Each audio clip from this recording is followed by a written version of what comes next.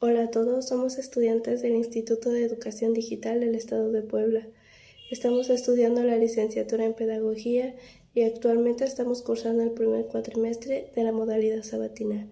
El video está relacionado a la materia de redacción, ortografía y comunicación. Para esto, mis compañeros Belén Valvidia, José Yoday, Cristian Daniel, Benedicto y su servidora Laura Valdés nos enfocamos en un tema en específico, el cual es los fundamentos de la comunicación, esperando así poder resolver cualquier duda que esté presente. Les voy a hablar un poco acerca de los elementos de la comunicación. Para empezar, vamos a definir qué es la comunicación. La comunicación es un proceso interactivo e interpersonal que ocurre entre las personas.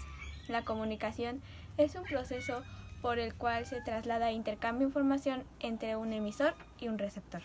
Bueno, los elementos son emisor, quien emite el mensaje. Un ejemplo sería yo, quien estoy emitiendo un mensaje a ustedes o a la persona que vea esto. Y el receptor es quien recibe el mensaje. En el otro caso es quien vea este video. El código. Signos, conjuntos de señales o signos que conforman el mensaje. El mensaje, la información que se quiere dar. En este caso sería lo que yo quiero interpretar o dar a conocer de mi exposición. Y por último, el canal, medio por el cual se transmite el mensaje.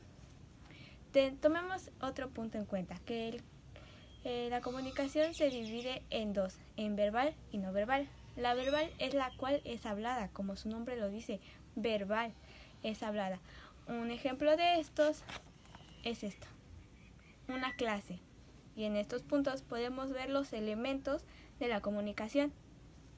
Y la no verbal es usada en imágenes o alguna otra cosa. Por ejemplo, esto.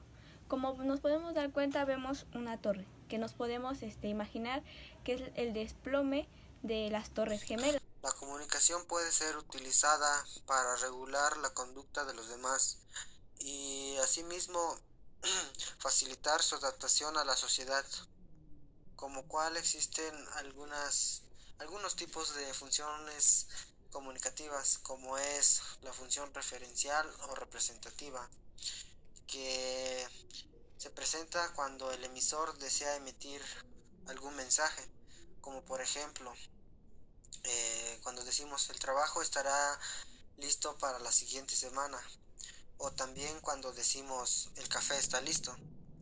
Como siguiente tenemos que es la función emotiva o expresiva. Acá nos dice que se pretende expresar el sentimiento o emociones sobre un contexto que se centra en las intenciones del emisor, como por ejemplo cuando decimos qué pena que el equipo haya perdido. Ahí se presenta eh, el sentimiento de decepción, o también cuando decimos lo siento, que también se presenta ese tipo de emoción, o también cuando decimos me siento agradecido con mi familia, que pues ahí se presenta el sentimiento de alegría. Y como tercer punto tenemos a la función fática o de contacto. Se da en los mensajes que pretenden iniciar, mantener, comprobar o interrumpir la comunicación.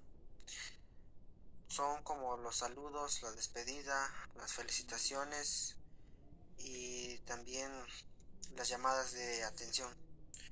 Un ejemplo como cuando atendemos una llamada telefónica, lo primero que decimos, hola, bueno o me escuchas bien, son algunos de esos ejemplos que entran en la función fática o de contacto. Y como cuarto punto tenemos a la función metalingüística. Esta se lleva a cabo cuando se habla de la propia lengua o la propia comunicación verbal. Como por ejemplo tenemos cuando decimos qué significa la palabra restitución, o otro ejemplo es cuando decimos qué quiere decir porque no te entiendo. Eso entra en la función metalingüística. Además, otro tipo sería la función poética, que esta se produce cuando el mensaje mensaje llama la atención sobre el mismo, como por ejemplo es cuando escuchamos el refrán, ¿no?, que todos dicen: el que madruga, Dios le ayuda. O también otro refrán que pues es muy escuchado, que dicen: de tal palo tal astilla. Factores que afectan a la comunicación. La introducción de nuevas tecnologías para la comunicación masiva o medios de comunicación social, como la televisión, la radio, la fotografía, la publicidad, el cine y la imprenta, son algunos de los factores que influyen para que las ideologías, creencias y valores, actitudes y opiniones propias de los hablantes se formen o deformen, fortalezcan o debiliten. Como primer ejemplo tenemos que la forma en que se presenta la información en la prensa. A continuación les presento una imagen de este ejemplo que les mencionaba.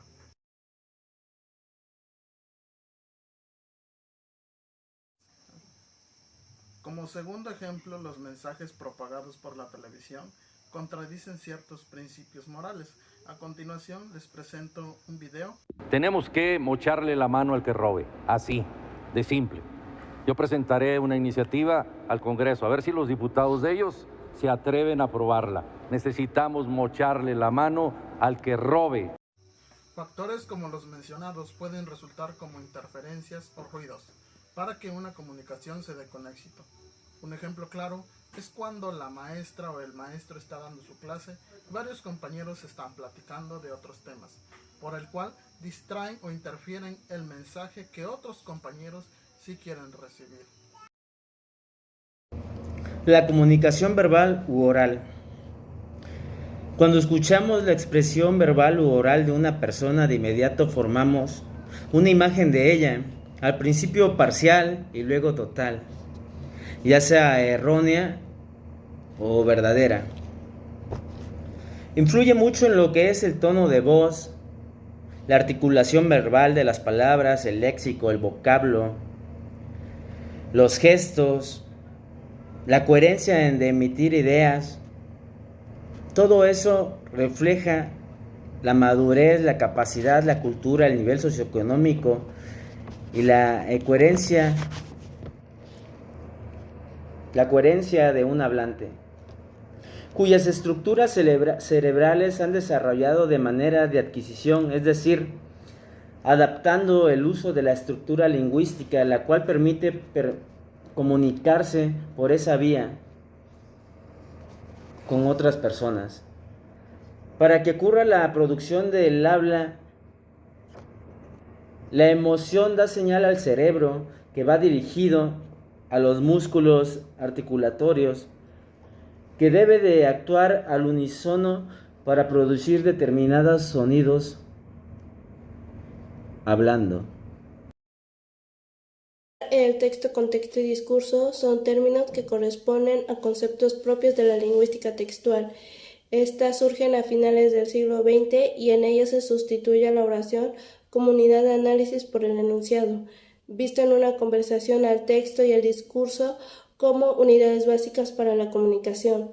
Aquí también nos hace mención del enunciado, el cual es una unidad de comunicación que se caracteriza por dos cosas. La primera es por realizar una referencia a una realidad extralingüística con una finalidad educativa. Y la segunda es por la autosuficiencia para ser interpretable dentro de un contexto, lo cual solamente le permite estar incluida en una unidad sintáctica. Para esto, el silencio, las pausas y la entonación dan las pautas para la interpretación de un enunciado. Por ejemplo, si decimos puedo, este tono interrogativo se traduce por puedo hacer tal cosa o me permite realizar este acto, que puede ser puedo pasar o puedo sentarme. Todo esto dependiendo del contexto. Ahora, hablando del texto, nos estamos refiriendo al registro verbal y escrito de un acto comunicativo. Algunas definiciones nos dicen que texto y enunciado son sinónimos, sin embargo, es necesario aclarar que el enunciado forma parte del texto, más si se toman en cuenta las llamadas condiciones de la textualidad, las cuales son la cohesión, la coherencia, el significado, la intencionalidad, la progresividad y por último la clausura. Para esto dar un pequeño concepto de cada uno. Y empezaremos con la cohesión, el cual se refiere a la estructura gramatical y la unión de elementos lingüísticos que integran un texto. La coherencia, que es relativa a la lógica y a la mente, y trata del ordenamiento de las ideas, consecuencias y unidad dentro del texto. El significado, que conlleva el concepto de sentido, el mensaje o lo interpretativo. La intencionalidad, que se refiere al propósito que impriman los emisores en sus actos comunicativos para producir reacción en los receptores. La progresividad, que es la introducción de nueva información que se procura constantemente esté dentro del texto. Y la clausura, que es el cierre, el portador de una conclusión, enseñanza o mensaje final del texto. Ahora les estaré hablando acerca del contexto, el cual contempla varios elementos que se pueden circunscribir en 3 entornos, que es el físico, lingüístico y el extralingüístico. Empezaremos con el físico, el cual se refiere a las situaciones espacio-temporal, condiciones ambientales y psicológicas de los interlocutores. El lingüístico, que son los marcos referenciales como las anáforas, los dícticos textuales, por ejemplo, aquí, allí, ese, este, ahora, hoy, yo, él. Y el extralingüístico, que es el que está formado por los gestos, movimientos y señales no verbales. El contexto determina en muchos casos el valor de una palabra en un texto, como en la conducta reflejada en una situación social. Por último, tenemos el discurso, que se refiere a las acciones sociales que llevan a cabo los usuarios del lenguaje cuando se comunican entre sí en situaciones sociales, dentro de la sociedad y dentro de la cultura en general. Este término se aplica tanto en lo lingüístico, pragmático, como en lo ideológico. Un ejemplo de esto sería la expresión "no es coherente con su discurso", que nos plantea el concepto de una postura ideológica. Al igual, el discurso se aplica en la exposición, narración y argumentación de temas específicos, tanto orales como escritos, en niveles estadísticos como retóricos, con el uso de metáforas, las repeticiones elegantes, el vocabulario escogido y oportuno, en encuentros, reuniones sociales y culturales y al igual en debates.